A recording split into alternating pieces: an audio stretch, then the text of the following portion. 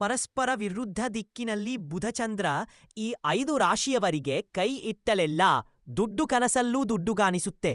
ಪರಸ್ಪರ ವಿರುದ್ಧ ದಿಕ್ಕಿನಲ್ಲಿ ಬುಧಚಂದ್ರ ಸಂಚಾರ ಮಾಡಲಿದೆ.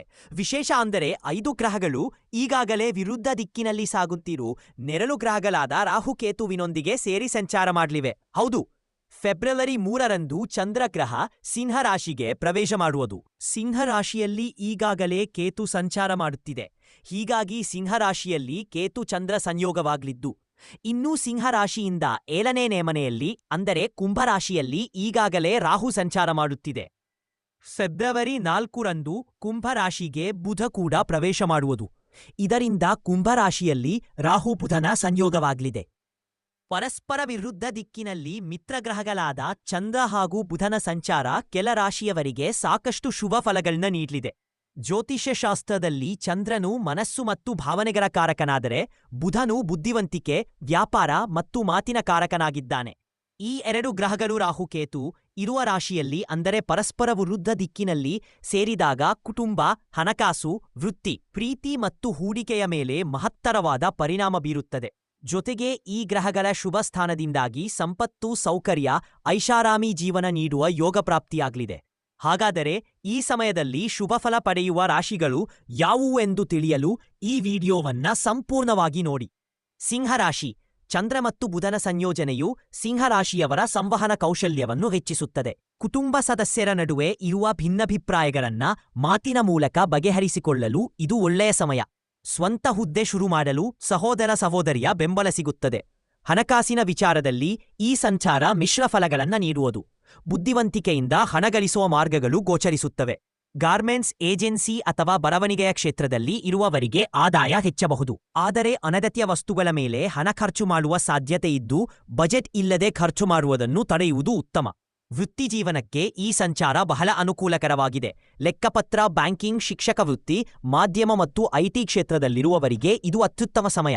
ಹೊಸ ಕೆಲಸ ಹುಡುಕುವಂತಾದಾಗ ತೈದುತ್ತಮ ಸಮಯ. ಯಶಸ್ಸು ಸಿಗುವ ಸಾಧ್ಯತೆ ಹೆಚ್ಚಿದೆ.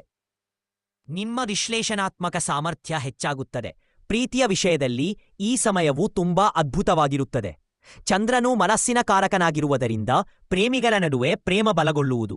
ಬುಧನ ಪ್ರಭಾವದಿಂದಾಗಿ ಬುದ್ಧಿವಂತಿಕೆ ಹೆಚ್ಚಾಗಬಹುದು. ಪ್ರೀತಿಯಲ್ಲಿ ಅತಿಯಾದ ತರ್ಕ ಮಾಡುವುದನ್ನು ಬಿಟ್ಟು ಸಂಗಾತಿಯ ಭಾವನೆಗಳಿಗೆ ಬೆಲೆ ಕೊಡುವುದು ಮುಖ್ಯ. ಇಲ್ಲದಿದ್ದರೆ ಸಣ್ಣ ಜಗಳಗಳು ದೊಡ್ಡದಾಗಬಹುದು.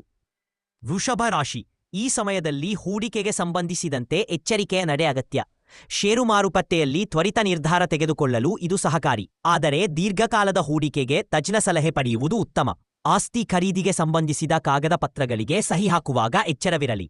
ಆತುರದ ನಿರ್ಧಾರಗಳು ನಷ್ಟವನ್ನು. ಈ ಸಮಯದಲ್ಲಿ ಹೂಡಿಕೆಗೆ ಸಂಬಂಧಿಸಿದಂತೆ ಎಚ್ಚರಿಕೆಯ ನಡೆ ಅಗತ್ಯ. ಷೇರು ಮಾರುಕಟ್ಟೆಯಲ್ಲಿ ತ್ವರಿತ ನಿರ್ಧಾರ ತೆಗೆದುಕೊಳ್ಳಲು ಇದು ಸಹಕಾರಿ.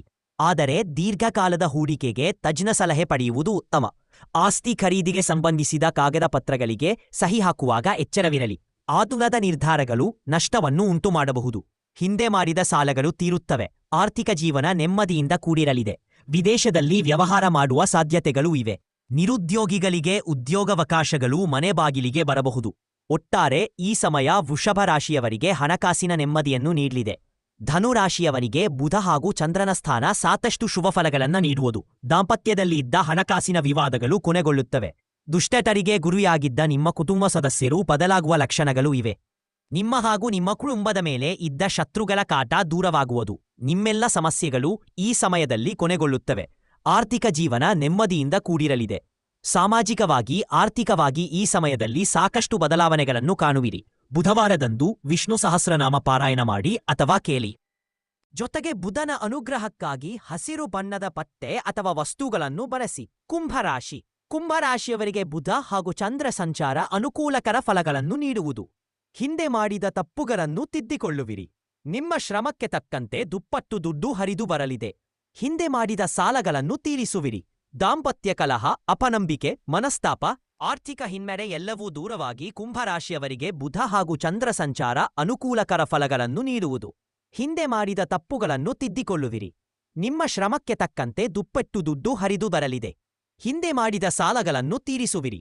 ದಾಂಪತ್ಯ ಕಲಹ, ಅಪನಂಬಿಕೆ, ಮನಸ್ತಾಪ, ಆರ್ಥಿಕ ಹಿನ್ನಡೆ ಎಲ್ಲವೂ ದೂರವಾಗಿ ನೆಮ್ಮದಿಯ ಜೀವನವನ್ನು ನೀಡುವುದು. ಪ್ರತಿದಿನ ತುಳಸಿ ಗಿಡಕ್ಕೆ ನೀರು ಹಾಕಿ ನಮಸ್ಕರಿಸುವುದರಿಂದ ತುಂಬಾ ಅದ್ಭುತ ಫಲಗಳನ್ನು ನೀಡಲಿದೆ.